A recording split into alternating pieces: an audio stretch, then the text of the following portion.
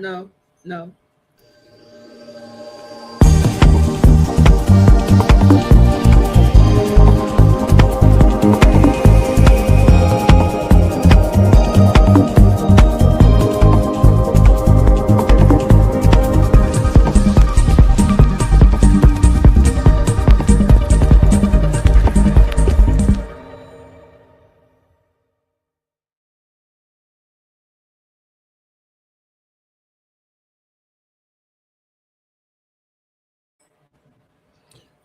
We wish you a Merry Christmas. Christmas, we wish Wish you a you a Merry Merry Christmas. Christmas. We We wish Wish you wish a you a Merry Merry Christmas Christmas and and a and a Happy Happy New. New Hold it, Year. hold it, hold it, hold it. uh, What is it now? you're not feeling this? I think we need to talk about that. Well, What do you I think, might need James? a few more days to feel it. you're not singers. We Not need to quite talk there about yet. But anyway, we won't talk about that today. But maybe next week we'll be in the spirit and the song will be more organized and we'll have Yeah. more smiles on our face. But today that. or Jump right into that. tonight or this morning, as Wesley says, Wesley is in the morning. This We morning have, or evening. yes, indeed. Welcome to our take on it, featuring Slim and Shona from P Town to ATL. And we are here this evening with special guests, and we have a guest host who is no stranger to these airways down here. Wesley Van, I see Northam graduate, Tuskegee graduate, living in Atlanta now, and he's our guest host, agreed to be our guest host, and we have a special guest who, Shona, of course, Shona, other host here is here with us, and Shona will introduce our guest who I enjoy watching her yard bird conversations.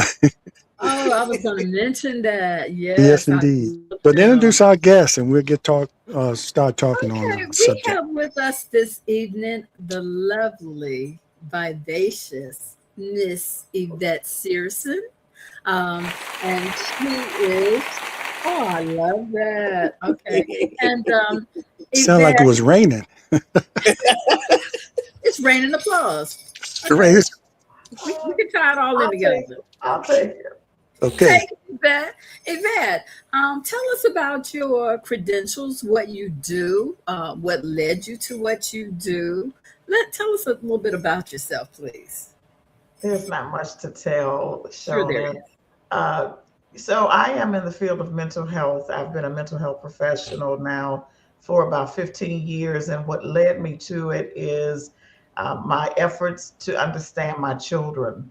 Both of my kids were diagnosed early on with ADD, ADHD, and they were rambunctious in school. And I'm a very calm person, very laid back, and I couldn't understand why almost every day I got a call from the school. You need to come and get your son. He's been expelled. So I needed to find out a little bit more about my children, how to handle things. I did take them to a doctor. I got them diagnosed, which is something a lot of parents don't do. They just allow the schools to constantly call about their kids and put their kids on the naughty list, if you will, Yes. and label them. But if you get a doctor to diagnose, now the school by law has to provide the tools and the resources necessary to educate your child. And I learned this whole thing, by trial and error, and just wanting to be a better parent, uh, and make sure my kids' needs were met, of course. And so I got laid off from a Fortune 100 company, and the company actually folded. And I became a teacher at the school where my kids were in elementary school, and I started working with special education kids, and it gave me an opportunity to be in the school so that if my children were in trouble, mostly my son got in trouble. My daughter just talked too much. But if my kids were in trouble, now they know me and they can come call me, hey, can you come get your son? Yeah. Instead of my son being kicked out, and instead of, me getting those calls while I'm trying to work. So that worked for a number of years while they were young. And I was instrumental in helping other parents understand their children and get the help they needed for their kids as well. So, those years of just trying to understand my kids, and I would say this too, having kids with the same diagnosis, it looks different in both kids. ADD, ADHD looked one way in my son, but my daughter had other symptoms. So, you've got to be able to and willing to advocate for your children. So in Gwinnett County, I became a really good advocator, for parents who had kids with behavioral issues. Um, and then, I kind of migrated into the field of mental health because a lady came and asked me if I'd like to work for her agency. And it's, I've been working with people with schizophrenia, bipolar disorder, personality disorders, kids with different types of behavioral problems. And I love it. I love what I do.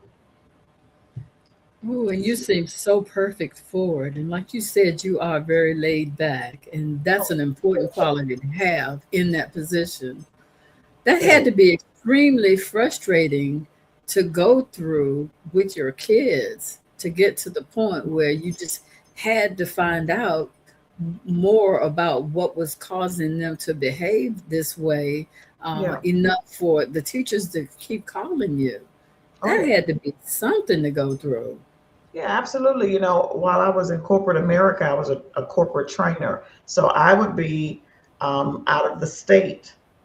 And, back then it was pagers. This was in, the early 2000s. So we didn't have cell phones, we had pagers. And so my pager, beepers. I'm standing in front of a class teaching. Now we've got, Beep, uh, beep, beep, beep, beep, beep, beep. you know, all that. Oh, I'm just buzzing. And, my husband at the time was a truck driver, so he couldn't really do anything. But here I was out of town. I definitely couldn't do anything. So in a way, the company folding for me was kind of a good thing. Kind of. I mean, I miss the income and I miss being able to leave those kids for a time period and go on those trips. Yvette, let me ask you this, Yes. because I know a lot of people that need to come see you. Matter of fact, I can load my family up, all of us be over there. But this time of the year, Not a little family. kids kids seem to be hype anyway. Okay, I was one of those, that and by December 1st, Christmas was so exciting for me. I was ready to close schools, but during that time in the 50s and 60s, we went to school looked like every day, unlike the kids today, especially down here in Atlanta. I wonder if they ever go to school because they get fall break, spring break, Christmas break, Labor Day break, mind break, Teacher work day, Teacher workday teacher break, teacher work day. planning day. Do you bu- ever go to bus school? bus Buses drivers still, workday break. yeah, and the buses look brand new. But I wonder if this time of the year, I know with older adults in particular, especially around our senior citizens, those that might not have had children, and those that have lost spouses, children are grown and gone, and the kids at the same time. Do you see a difference during the holiday seasons between with the emotional piece and the mental piece of this time of the year of the what should be the festive season? But to me, it's so commercial that they've taken the festivities out of it, and let's just spend money. But I digress. Of course, But do you see a difference in does it increase? Does the emotional effect increase during the holiday season? of children Yeah, specifically. yes. Absolutely, but kids have behavioral issues and they have excitement, and those are two different things, because excitement is high energy, and you maybe bouncing off the walls, and calling mama 29 times within 2 seconds. You know, so Too much so sugar. yeah, that red dye number 9. Mm. Ooh. All of that sets kids off. And we never called daddy like that. We always, Mom. Yeah, because dad is always busy working. Yeah. Even when I was in my 40s, I was still, Mom. My mom comes first on the list because she's always dependable. That's why. Yes, Right. you're right. So no. To answer your question, kids are either active or they're showing behavioral issues, and a behavioral issue, it looks different. It looks like um, outbursts, just doing something. And earlier I said that my children were rambunctious, and so Uh-huh. it wasn't just energy, high energy. I love kids with high energy, playing, having fun, laughing, running. Even I don't mind the running. When I had young kids, I didn't have fragile things in the house that they could knock down and break. I chose not to do it like that. So that's just one thing. But when I say sit down, it's time for dinner. If I say sit down, it's time to do your homework, and you're trying to cuss me out, that's an issue. Now that's a Mm. behavioral problem. That's not high energy. You know. Mm. Go sit down. That's why we didn't call daddy. I didn't call my daddy because my daddy would say, go read a book. But I like that The though. last thing I wanted to do. Daddies have more control, and I have always wished that men would understand their need in the raising of their children a little more, because a man, my dad, my kid's dad could walk in the room and the kids would straighten up just like that. Mm-hmm. He wouldn't even say anything, but it was his presence that made them fall in line. And then if Yeah. he had to say something, I think they were almost petrified, and as if he was going to attack them. But when Daddy said, "What'd your mama say?" Boom. I'm That was saying, it. yeah, I'm saying, come on, do your homework. Come on, sit down, sit down, sit down. What'd your mama say? You know. Same thing you've been telling them. They just fall right in line. Listen to your mama. Listen to your mama. Right. I want to ask this because I know we want to get into the seasonal affective disorder, which affects old and young and all, but staying with the children, because I can remember during this time of the year, it was a very exciting time. And I thought everybody else was excited too. And I told this story before on a podcast before about being the only child, raised as Mm. an only child. I found out I do have brothers, but being raised as an only child and um, having sort of a privileged life. And I thought everybody had the same type of life. And I can remember around Christmas, I would get so much more than I could play with, by myself. And I would go outside thinking everybody got the same thing. And I would get out there amongst my friends and they might have had a bicycle, or it might have been brothers sharing one bicycle or sharing things like that.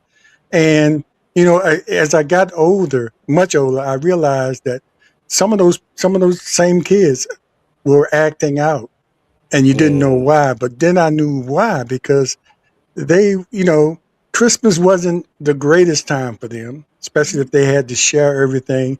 And then they had to live around a few people like myself and Wesley and see us get everything. Yeah. And, which wasn't our fault, but that's the way it was.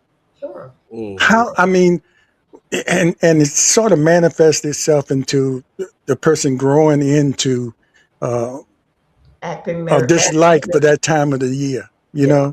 Yeah. I'll be glad when it's over, or Mm. you had some fathers or parents that overcompensated by giving their kids too Okay. much, That's true. uh, I found my daughter doing that, or my You- granddaughter. But but yeah, that leading us into that disorder, and it sure. starts with children, and then it's adults and everybody, and it can get pretty serious.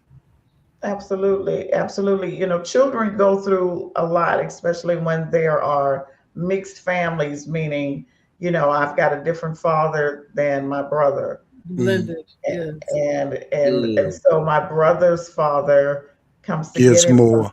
sometimes and gives him more, right? And even the grandparents on that side give gifts and do nice things for that child, but the grandparents on my paternal side don't do anything for me, don't even acknowledge me, I don't even know who they are. So a Mm. lot of kids go through a lot Mm. of things like that. There are kids whose mothers almost despise them because they look like their dad who Mm. mistreated them. Wow. Shona, you probably Mhm. know some people who've experienced some things like that. Mhm. So a lot of adults don't really think about what children have to endure in households. And so as a teacher, you've got a plethora of different behavior types coming at you based on lifestyles. And just like you said, Slim, you and as an only child, you got what you wanted, what you needed, what your needs were met, and most of your wants were met. Mm. And for me, I was always, as an only child, always dressed really nice. My hair was always beautiful. So I was just always well put together.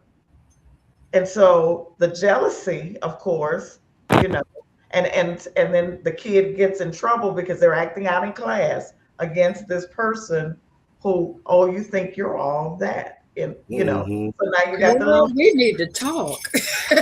Yeah, but we thought that was the life of everybody. And that was just our Everybody. life, and we didn't know. I remember one time in Mhm. elementary school, a girl sitting behind me just hit me on the back of the head with a book. And when I turned around and looked at her, she just had that look of satisfaction.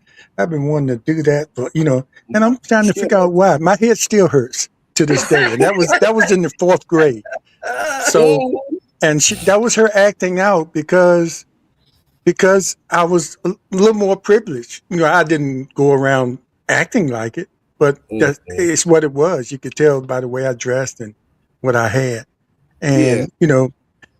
and and just those little things like that can send somebody off the deep Or edge. she was upset about a lot of things A going lot of on things that in her had nothing to house. do with me, Right. Right, Had nothing to but I do. just happened to be sitting in front of her. Yeah, because you thought you I were all was that I, for a fact. I was Damn. one of those only children that because I was raised in a house full of women, two nurses, a teacher, and a beautician. Let's Mm. talk profession here. So we were thankful if we had Christmas together anyway, because the nurses were definitely on I different bet schedules. everybody's hair was laid though, wasn't it? Mm. Yeah, but what I'm guilty. I was one of those only children that gave my stuff away I because did I too. thought you could people would like you better. Mhm. In my block on Mount Vernon Avenue when I lived in Mount Hermon, um, Wilma Jean Ball Trip I was my remember her. nemesis. When I'd go to the store, she'd run out the house and hit me side the head and run back in every day. And I I hope she's never not hit. My listening. mama say you don't hit girls, and so to this day, my wife's from Louisiana. I ain't about to touch her, but anyway, I had little hands coming out my ears. I But think Yvette as a knows what you're talking about. Yeah, oh yeah, as a right, Yvette. child, Where Yvette. you from, Yvette?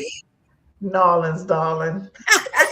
oh, my wife is from Natchitoches. Necklace, okay. Yeah, that's in the top of the boot up there. But Yeah. as a kid, it was difficult as an only child. I used to tear, especially during Christmas. Aunt Helen Davis, she would always give me Izod socks, and I would tear the alligators off of it because the kids would pick on me. And my mother would have the socks, the pants, the belt, the shirt, everything matched. I hated it.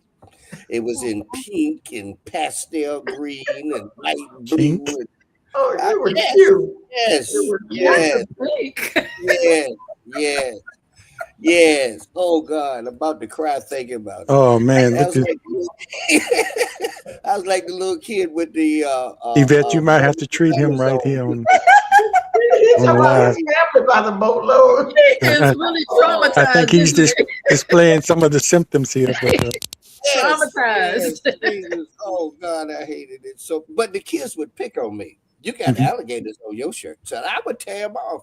And my mama said, "Baby, you done tore off a hole in your shirt. What happened?"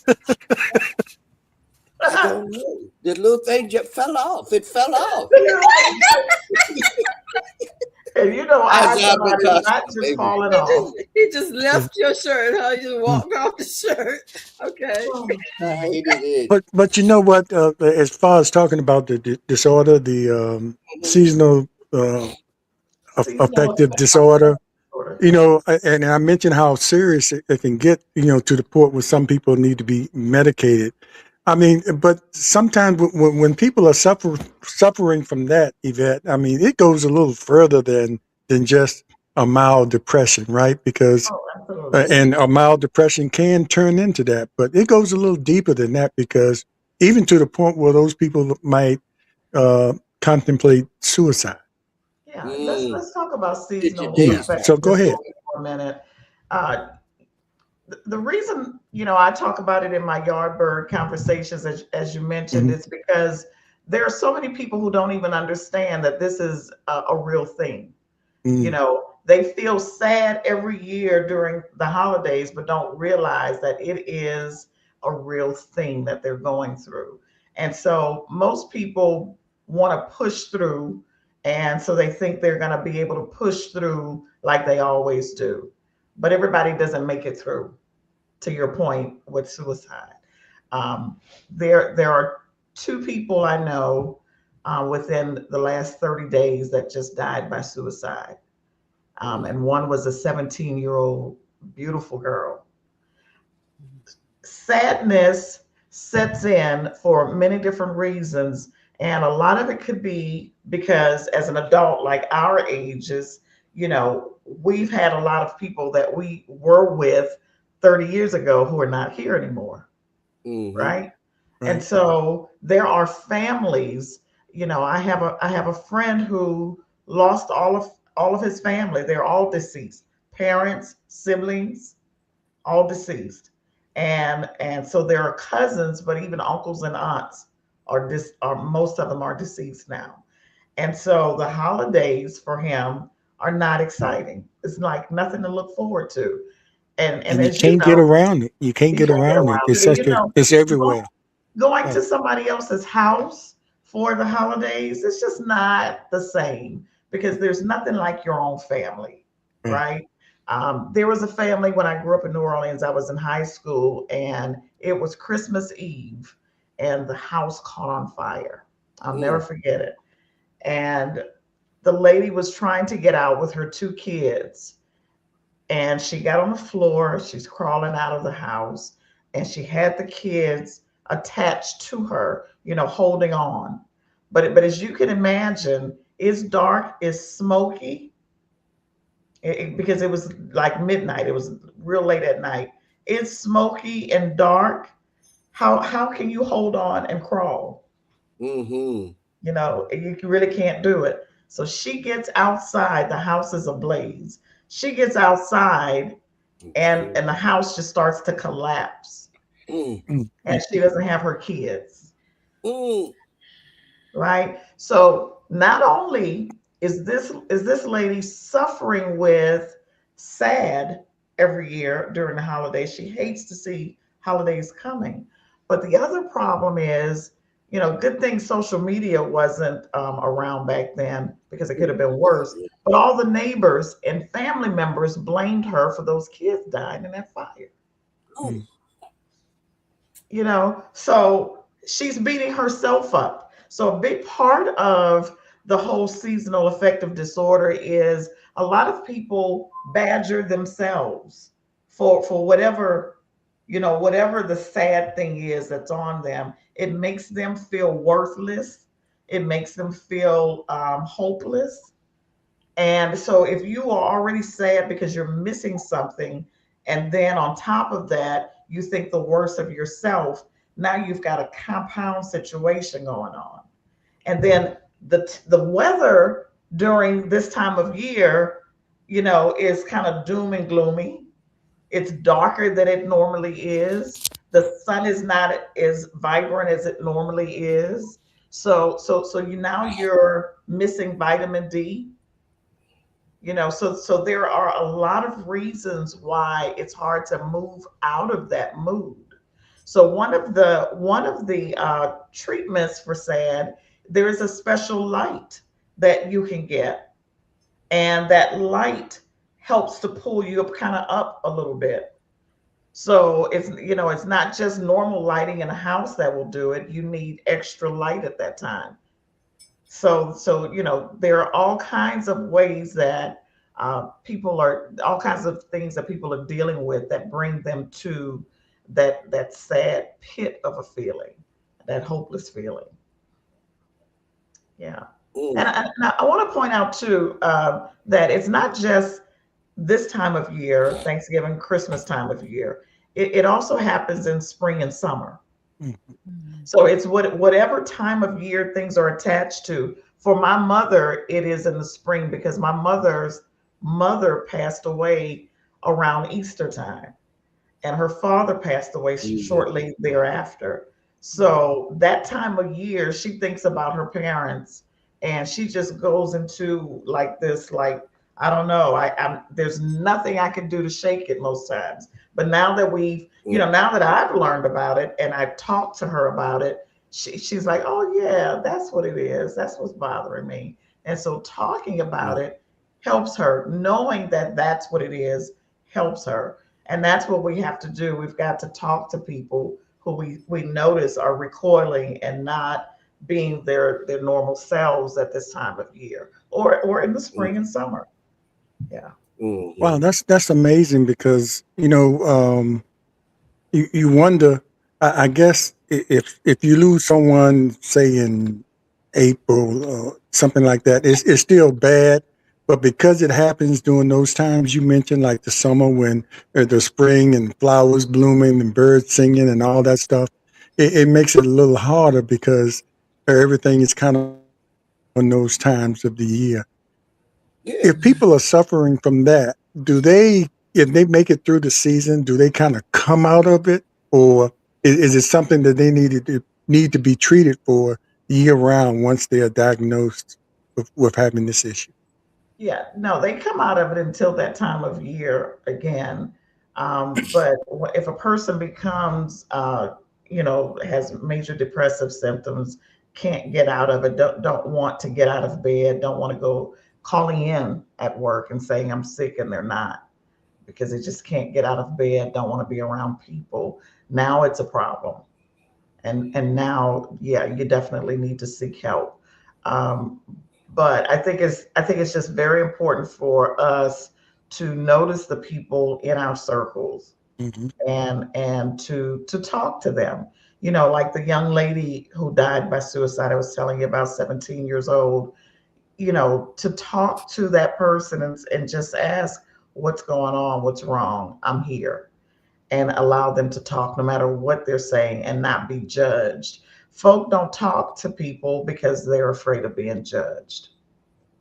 You know, Nobody Mhm. wants to be judged. Oh, we lost Shona. Yeah.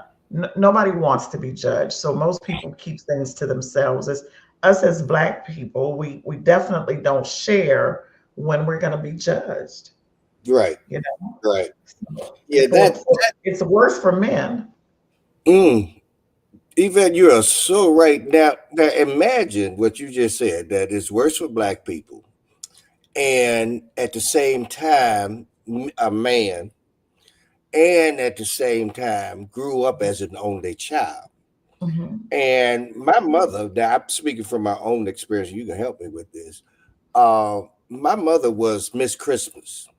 Okay. When Mm. Christmas came and I had my two grandchildren, Oh God, I hated to open the door Christmas Eve night at 12 o'clock because it was going to be 4 carloads of people and great bags of gifts. It was fun, but she would go over the top. She was an over the top person. My Mhm. mother died on Father's Day.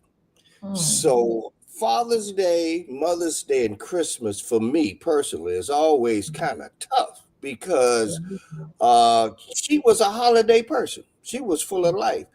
And Yeah. it took me years. Now, one of the things I've learned about being an only child is that when you lose your parents, Mhm. you don't have anybody there to feel what you're feeling. A brother Right. or sister, because y'all can hug up and say, "Yeah, that's it. We got this." I think Yeah. one of the greatest things I saw was at my mother's funeral at the graveside. I saw my daughters grab each other, hug each other, walk away. I saw my wife at the time with Mhm. her brothers and sisters, saw my father with his brothers and sisters, my mother's sisters, my aunts. And there I sat by myself. Mhm. And there was, and Christmas for a long time for me, I didn't have that person to call. Now I ain't telling people run out here and go have a bunch of children so you because if you can't, don't do that. Because But at least, they don't help either sometimes. yeah. So I think what helped me, I started going to therapy, and and now I'm here with you, Yvette, to break that misnomer that black people don't go to. We need to go. Mhm. We can't, especially men. We can't put a band-aid or duct tape on your eyes and not see the holidays ever again. That's We right. have to have therapy. That's what got me through it. And I Yeah. went through some challenges over the years, but Yeah. I got through it sitting down with Yvette and saying, "Okay, this is what I want to talk to you about and help me Yeah. get through." You Yeah. know, I applaud I'm you, an addict. Wesley. Uh-huh. I applaud you. I applaud you for Yeah, that because that is what's the bell that mean? that was the Applause. she rings. Okay. All right. That's applause for Wesley. Well, welcome back, Shauna. Welcome back. Thank you. So I work with a lot of men. I work with a lot of men. I do telehealth. So I'm sitting here on the computer talking to guys, and the first Mm, thing I do is I what applaud site them. is that? Hmm. But I I hope applaud your internet is better than the internet here where I'm renting this room. them. Yeah, my internet is pretty good. It's pretty stable. Yeah, Great. But I talk to the guys, and one of the first things that I say is that I applaud you for saying yes to this because I do trauma therapy with them, and they didn't have to. Most of these are people who've had a personal injury, and they didn't have to say yes, I need therapy.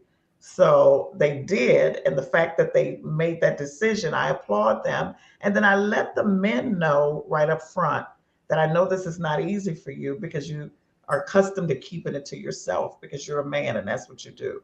And I've had men cry almost immediately when I say that. Hmm. Yeah. Because I let them know that this is a safe space and this is a non-judgmental space. And so I can't help you if you don't talk about it here. So it is difficult. So Wesley, yeah, I hope some other brothers are listening and will make a decision if they need help to get Yes. professional help because it is so important.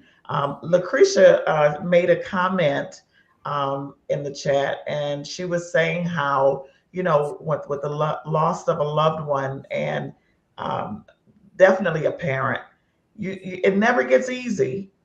It never gets easy, just like as you pointed out, as the holidays come, things that you associate with that parent come up again. Yeah, absolutely. You just learn to deal with it, is what Lucretia was saying. You just learn to deal with it, so therapy is a must. Yeah, absolutely. Because you can't always help yourself, and your friends don't know what you're going through Mm-mm. you know and if you're a man, the men in your life don't want to hear you complaining, like, bruh, what's up? Mm-hmm. Go, you need to go talk to somebody.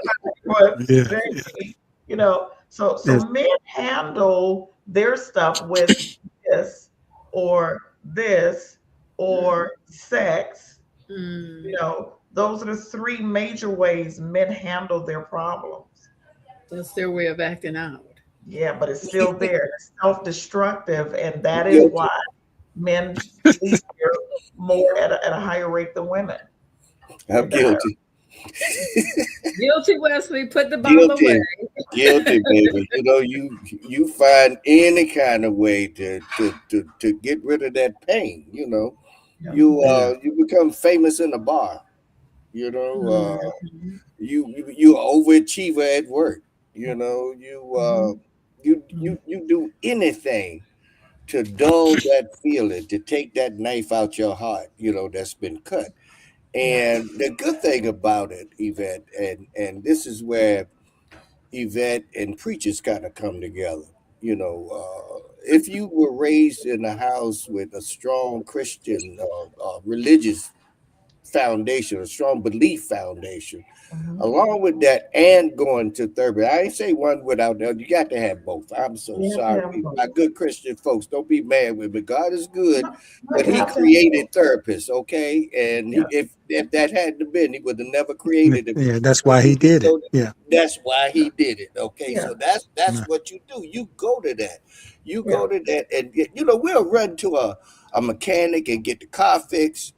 We'll run to a doctor and get our broken leg fixed. Mhm. We'll A get a professional mechanic. person that can handle it. But Yeah. when that mind comes apart, we will not fix it. We Yeah. And, won't and go you to know, that. one of the reasons why we don't fix it also is because, if you cut yourself, you bleed. You could see that. If you hurt yourself, if you fall and hit your knee, you can feel that pain. Hmm. But the threads that are woven through your life from a parent dying, um, you can't see that thread, but you know it's there. You feel it. So you Hmm. think you can handle that. But that thread is affecting everything else. It's affecting how you think, how you perceive, how you relate to others. It's affecting your ability to rest at night, Hmm. to make good yeah. decisions.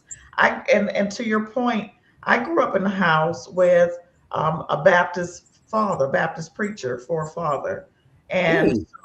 so the thing that so here I am, the mental health professional and the person who understands how to use the Word of God to help people. And I always let my clients know that whether you believe in the Lord or not, I want you to know that I do pray for you. Mm. And there's Hmm. nothing you can do about that because Hmm. I need him to show me what it is you need from me so that our time together is effective. The scripture says, cast your cares on me because I care for you. But there are a lot of people who did not grow up in a household where they were taught the things of the Lord. And so they don't know that God said they can cast their cares on him, Hmm. Hmm. all of their concerns, all of their problems, all of their issues. They don't know that. Yeah, They and I think don't know that there is shelter in the time of storm. And it's always storming in my life, but I don't know where the shelter is. Mm. Hmm. And You know. I think we have to be open to information like we're getting here, Mhm. because a lot of people lose friendships that it didn't have to happen that way because you don't understand somebody's acting out a certain way.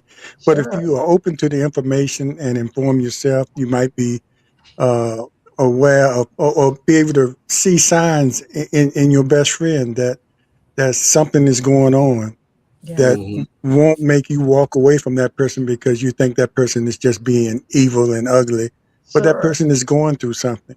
And Yeah. it's a Hmm. lot of people out here walking around with broken friendships because they just didn't know that that person might have been going through something. Or like you said, some men don't want to listen to other men. Hey, man, don't come to me with that. You're getting a little too deep. Let's talk about the Cowboys. Come on. Hey, hey, hey, hey. But So But be right. even us men, we have to be open to recognize something in our brothers that might be going on, or recognize something sometimes in yourself. Although sometimes we are the last people to see what's going on with us, but if we have friends around us that Mhm. can recognize, and if they've known you long enough, they should understand or know when you're not acting like Slim. Right. And rather And than walk away from you and say, "Hey, don't yeah. hang around Slim, man. Something going on there." They should try to embrace you and Yeah. encourage you to get the help you need and pray for Absolutely. you. Absolutely. And Slim, to your point, when you shut a man down like that and say, I don't know what's going on with you, but I can't, I don't want to hear that stuff. When a man Mm, is shut down like that, then he pulls all of that back inside, Hmm. And he and won't share it again. he won't share it again. He won't share it again. And so mm, then a wonderful woman comes into his life who wants to help him with that, wants to be there for him. But it's too late. He's He already won't open swallowed up. it. Yeah. And so a Yeah. lot of women don't understand why men shut down and don't share. Well, he had a moment, but then someone Somebody. snatched it from him. Hmm. Mm, Yeah. And mm. so unfortunately, men self-destruct when that happens, And with drinking, with sex, with alcohol, smoking. They self-destruct and Shona, I fast. know you have something to say. I know you have something to say. You just went off so you could change position. You were tired of being on top. Shauna wasn't tired of being on time. I think, well, to your point, what you were just speaking on, I think, just to briefly recap, I came to Atlanta almost 40 years ago from Mm, a shelter for battered women. I knew not a soul in Atlanta. I had to make a completely new life for myself and my three children. Um, so that having been said, I think I almost instinctively, when I got to know people, when I first started working at AT&T, became friends with several people, and I would always pull somebody that I felt like I could trust into my confidence, and gave them a lot of my background, because I always had the fear that, I had been moving on pure adrenaline for a long, long time. I had to be strong for my children. So I never had a chance to really just break down. And I always feared that one day I would just break down. And, mm. could be some trigger that somebody said or did, and I would just break down. So I always made sure that there was someone in close proximity who had some idea of what I had been through, in case I couldn't speak for myself if I ever just broke down. Before you hit the throttle and just went full blast Right. And they somewhere. would know, oh Lord, you know, Mhm, and mhm. they would know why. They would know something about my history, and they could come and, pull me to the side, calm me down, or let them know, let me handle this, let me take care of her. Um, and that was, but it just never happened. I There were times when I literally wished I could break down. I could Mm, just break down so that for once somebody could take care of me. Mhm. mhm, But mhm. that never happened. It hasn't happened so far. So I'm an Because old bird now. I don't think it won't you're an happen. overcomer. You're an overcomer. That's what it is. Yes. You're a major overcomer. Yvette, let Uh, me ask you this. Speaking of, going back, it was, you know, children of divorced parents. And I always believe that the longer you wait to get a divorce, the worse it's going to be for children. Mhm. Infants don't know daddy; they just know mama because mama got food with her.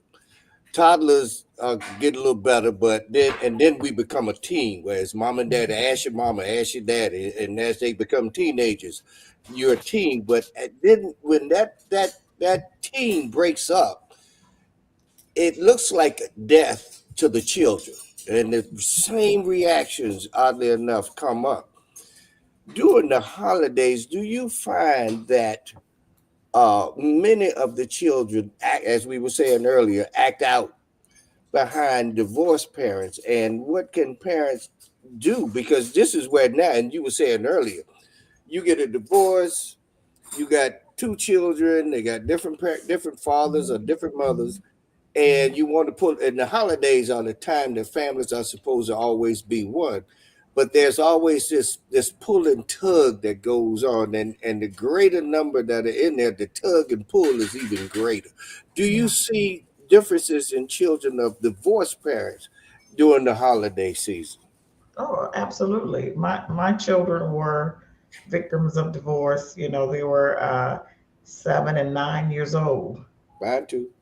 Yeah, and to your point, Mine Wesley, too. you, yours are victims. Mine were 18. Wow. So when they're young, yeah, they can kind of, figure things out a little better. But teenagers are mean because they're going through all this hormonal change. They've got hormonal imbalances, and they're partially grown, but they're still a kid. They got kid brain, so they're struggling. Like, but I'm a kid, but I'm an adult. I'm an adult. You can't tell me what to do, but I'm a kid, but I'm a kid. So there's a struggle. Very there. selfish. Yeah, yeah, and All so about them. so when you break the stability up for them, they're already unstable because of the mind and the hormones going. They're And so thrown you off. break their stability up, so now they're going to act out even more to get Mm. attention. So now during the holidays, what do you do as parents who are divorced? For me, my decision was I am going to remain cordial with my children's father because my children need this man. Nothing to do with me. It's got nothing to do with me. So the Mm. women that he would bring into his life, I would always say to them myself, I don't want your man. We're friends because we got kids, but I don't want him. That's yours. I just Mhm. want you to understand that. We're going to take these kids together. And I wish more could be said in conversations like this so that people learn how to handle divorce for the children's sake. Because it's always me, me, me. Holidays are about kids. Holidays are not about adults. I didn't even put a tree up this year because there's no kids coming up in here. So what I need a tree for? Pull it down from the attic and put it back up. And put it back up. For what? Yeah. So But so just you know, but just to get in the spirit, get a little wreath outside for the passers-by. That's enough. A little eggnog and bourbon, yeah. I Yeah. Yeah. say, You'll see trees You if you can get do enough of that adult egg. stuff. Is the pool heated? The Let, pool is let not me It's not heated. let me real quick shout out to Leonard, Big Daddy, Eugene, Big Daddy. and the reason Leonard White, the reason I mentioned him because as we were talking earlier about men getting together, he's grew up in my community of Yvette Katy Heights, Mhm. and we still get together every month. And as I think it's about 4 or 5 of us, we get together every month and talk. And the uniqueness of this group is every one of them, except myself, are Vietnam vets. Wow. Mm. And you talk about men sharing, and as I sit there and I heard them talk about their experiences, and it's not always, they don't always want to talk about it. So you have to be there when they're ready to talk about it. Yeah. And to sit there and hear them talk about their experiences, some of it's traumatic, some of it is just an experience for them. But it's a lot of other things that we can sit there as a group of men and talk about, and probably things we share in that group that we probably wouldn't share anywhere else. So that I just brought that up, and it was it's just ironic he popped up. Wasn't expecting him to pop up. That we had just mentioned about men being able to talk and not shutting each other down. Say, hey man, I don't want to hear about that, about what you and your wife talked about last night. But Yeah. sometimes you have to share it with someone. So Mhm. I just had to bring that up, and shout out to you, Leonard, for coming on and being a part of that group where we just let our hair down. I That's don't have wonderful. any more, but I let my Figuratively. beard down, and we just talk about anything, and there's no shame there. That's beautiful. There's trauma, of course, attached to the military Mhm. experiences, and one of the things about that trauma is that being together, whether you talk or not, brings the brain and to a place of safety. I'm safe. So when those men get together, you mentioned it yourself. They don't even have to talk about those things, but they find safety in being together. Mm. When men who've been exposed to war, to just whatever goes on in the military, when they don't have like people to share with or to be with, they don't feel safe, and a lot of Right. them lose it. They Mhm. feel like naked out in a world that doesn't know them. Mm. So when people came from Vietnam initially, they were brought back and brought to their homes, to their families, and they ended up just a lot of them just lost it and could not relate to their families. But what psychologists didn't know back then was they find their safety net, and they've got to be able to attach to the safety net because the brain is traumatized now. And so without something that resembles what they've been through, they can't associate. Yeah, and even though I'm the only one in that group that didn't serve, it's just a matter of the way when I was born, and I was right at the point where I could have gone when the war ended. But Mhm. I find strength from them just sitting there with them and knowing what they have endured, what they went through, Mm, and here they are. Because a lot of guys didn't make it back. A lot of guys that made it back didn't come back in the right frame of mind. Mhm. And mm. and these guys, just to sit around them, I can feed on their strength and their resilience. Yeah. And I'm sure it's a lot of other groups of men like that, but Mhm. it's probably not enough. It should be, Yeah. more in order, just to save ourselves and to be strong for our families. You know, Absolutely. Who knows? Even Maybe you'll put some groups together for men. You and Wesley. mm, I was about to say, even though you haven't been through what they've been through, they feel safe with you. Yeah. Um, Look, First of look, all, because look, they've known you since back then, but Mhm. you have a quality about you, James. You have a no judgment zone about you, that quality about you. And that's important for people to open up and relate, which Yeah. is really good at why you're good at what you do. Yeah. You yeah, see I owe what that directly That's to my my take on parents. it. My yeah, parents. see what God said at the bottom? Where's my clap button? That's my take on it. Wait a minute, let me ring the bell for James. Let me, Ooh, before we run out of time, I want to ask you a question. Is it a certain percentage of a particular group that is more susceptible to this disorder? Is it more in older, or is just a random thing that could happen to anybody? oh, Is it more older people, more young, young adults, or no, teenagers or kids? It could just no. hit anybody. It could just hit anybody. It's Mm. just like it's just like schizophrenia or bipolar disorder. It could hit Bluetooth anybody, disconnected. and you're more susceptible to it if your mother and father both dealt with some form of mental illness. Mm. And a lot of our parents are not diagnosed, of course, but a lot of them had bipolar disorder. So, but if both parents, Well, I you thought that know, was in my head. No, that was something. what you That think? wasn't me. So Wesley That was wasn't up here. Okay. I was thinking, is the internet getting ready to go down again now? yeah. I was waiting Thought for I it was to having a go down. moment there. No, there's no direct correlation to a specific group of people. There are no subsets or anything. Mhm. It can just hit anybody just because. And people who don't have, like us being, there are three of us here who are only kids. So we spend a lot of time by ourselves, and we think it's okay to be alone because we're so accustomed to it. Mhm. And Well, being alone all the time is not great because when you isolate, then that mind is telling you all types of things. I'm Yeah, I not that definitely different. thought I was Superman. I was not an only kid, but I was an only girl, so it's Mm. sort of the same thing. Same thing. Yeah, absolutely. You just had Absolutely. more protection than us. You would think.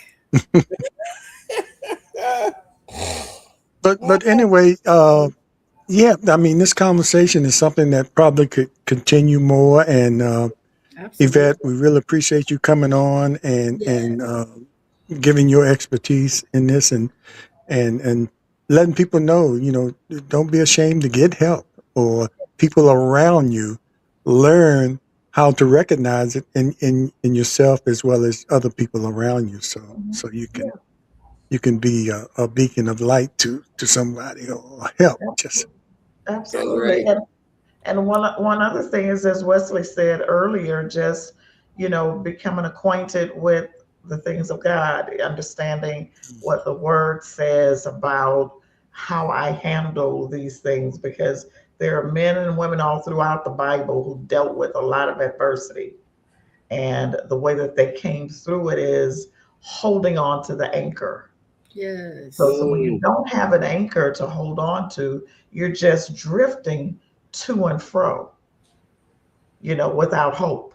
So those two things, having an anchor is crucial, and having someone to talk to, but finding professional help if you just can't push through it is essential, is very crucial. So I just want to admonish people to do that. Don't be afraid to. There are some places that don't cost a lot of money. You just have to do your research, or you can get some help. It's Yes, indeed. certainly more available now than it was, say, 30, 40 years ago. Thank you, Lucretia. Yeah, thank you, and thank you for your comments throughout the conversation, Yes, Miss Cretia. Yes, Chapman. Risha. We appreciate that, and that's what we like here. And I want people to know too, even though this was a serious subject we talked about, and you heard us bringing up being a little comical, it's not that we don't take this subject very seriously, and we do. But sometimes you have to include that type of thing. Gotta laugh to keep from crying, He Slim. has to laugh to keep from crying, and, That's and and it. one of the messages we want to give you that you just have to bring a little bit of that joy into your life Yeah, sometimes, absolutely. and laugh at yourself sometimes. If there's you look in the mirror, you can do some funny things sometimes, and Oh sometimes you yeah. look funny. So you have to not take yourself as serious, but when you see something that's going on or you see some signs that might need addressing, then you need to really take it seriously. Anyway, Mhm. Absolutely. any other Absolutely. last comments from our guest host or guest before we You tune know, out? it's the festive season. That's the way I look at it. And my best friend Daryl and Doug, we used to Yeah. always say starting after Thanksgiving, from the day of Thanksgiving to the day after New Year's Day, it was our festive season. Hmm. And we enjoyed it. And as I have gotten older, this getting old thing is not for the faint of heart at all. But Hmm. as I've gotten older, I've realized that we have to take these seasons like that. As we say in one of the places I go, one of my good friends, he always says about this little old lady that said that she ain't got too many pecan seasons left. So you know about that event down there in In Louisiana. New Orleans. Yeah, down there, no, y'all love them pecans, but you have to be appreciative of this time because you don't know when this is going to be the last one. That's right. That's So right. now, we've seen a lot. Well, I have seen a lot. I didn't mean to put y'all young ladies in this group with me, but me and Slim didn't seen a whole lot go on. And we've lost a lot of folks along the way. So when is this season? Early in the year, when you know Christmas is coming and you know that feeling that you've been getting for the last 72 Christmases, Mhm. might want to do something to talk to Yvette and find out. I'll talk to an Yvette that Mhm. can prevent That's that right. same sadness, that same depression from coming in, and get some guidance and believe Right. in God Mhm. too. You got to do those things. So I'm wishing everybody a Believe Merry in something. Christmas. And I would say it like Richard Pryor would say it, but I won't. But I'm wishing everybody a Merry Christmas and keep on keeping on because I enjoy life. I'm at the point Yeah. now, I've got challenges going on, but I'm enjoying it every day. And I want everybody to be like me, come on and enjoy it. If I had some toys, I'd give them to Amen. Yeah, it's always been this one toy I wanted. So we'll talk afterwards, Wesley. Maybe you still have one. I don't you. know.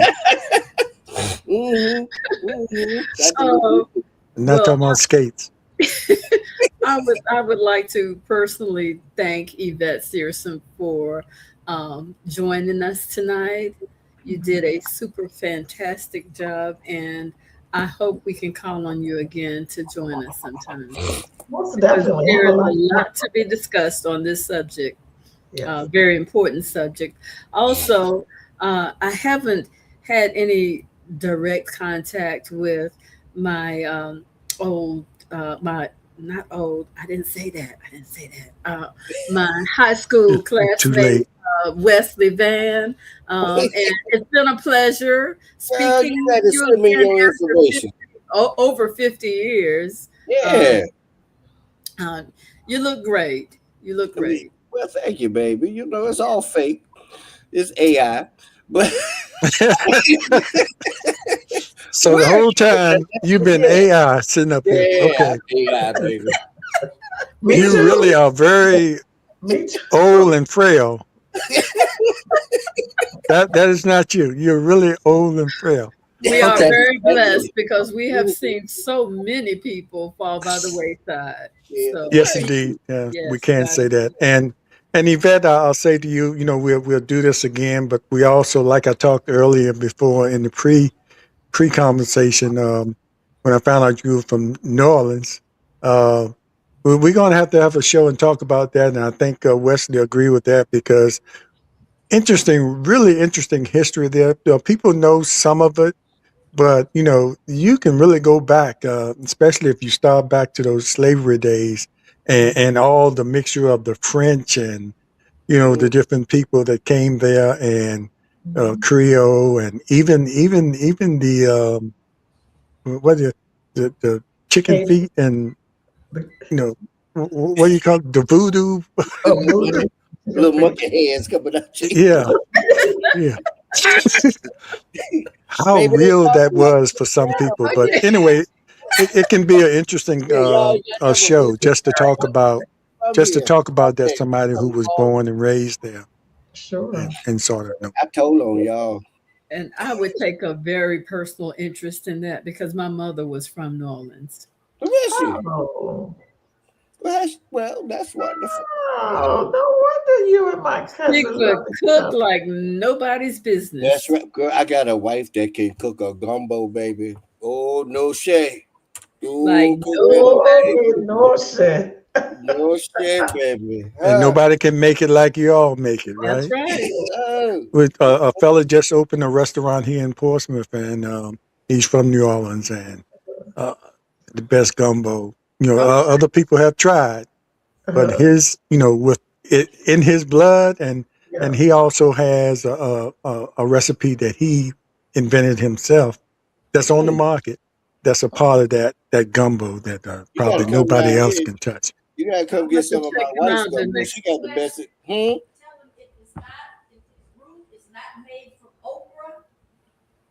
If the roux is not made from okra, it's not authentic. She It's better not say it. authentic. She better Okay, say we it. just heard it from. Yvette said, "You better say it, girl." That's right. That's them Louisiana people, baby. They don't play Yeah. with. Well, They got drive when we had bars. that show, Wesley, your wife might want to be a part of that. Yeah, They yeah, go hit on that one. absolutely. That And would be Lynn Vaughn. Yes, sir. Hello, Lynn.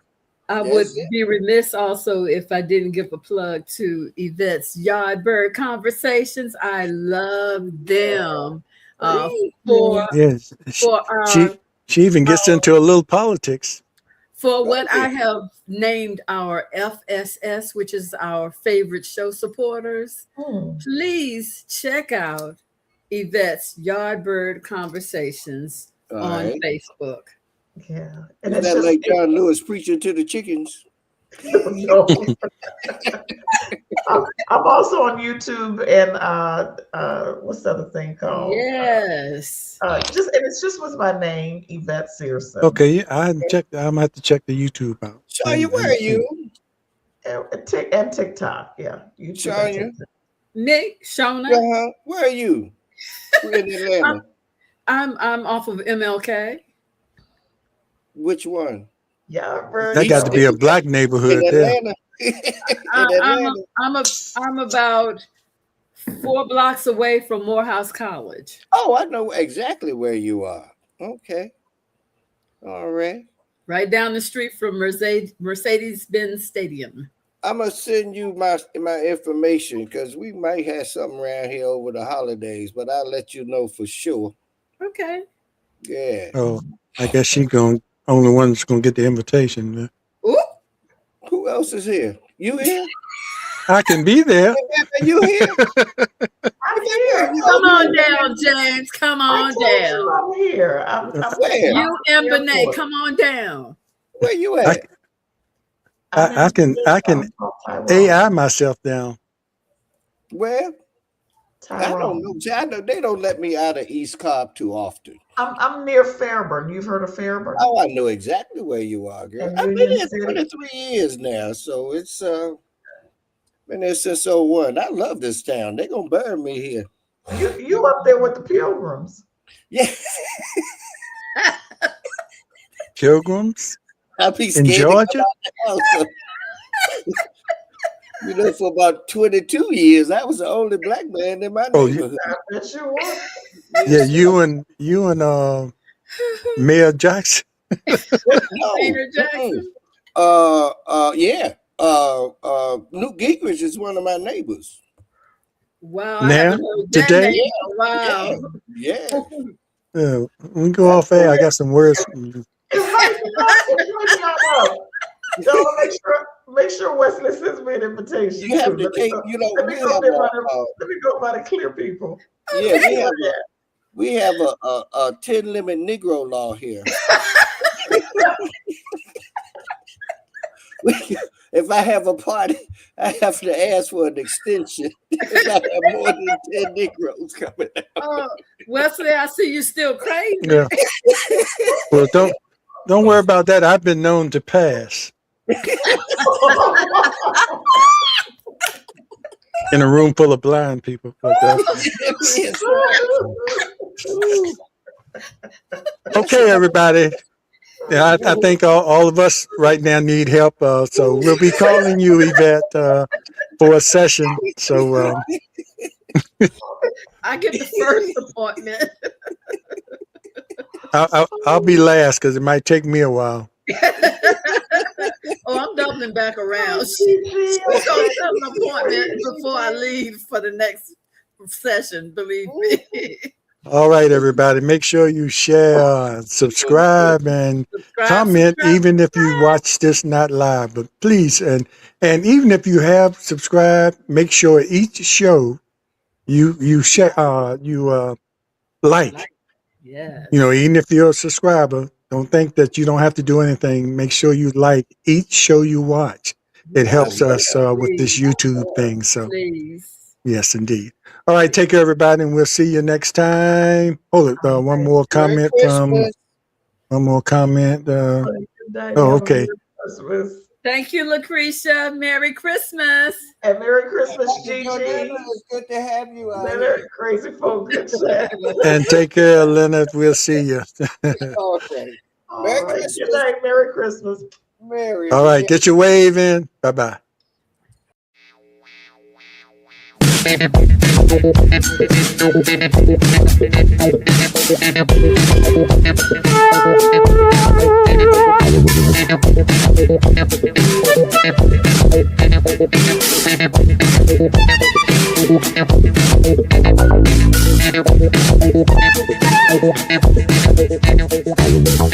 you.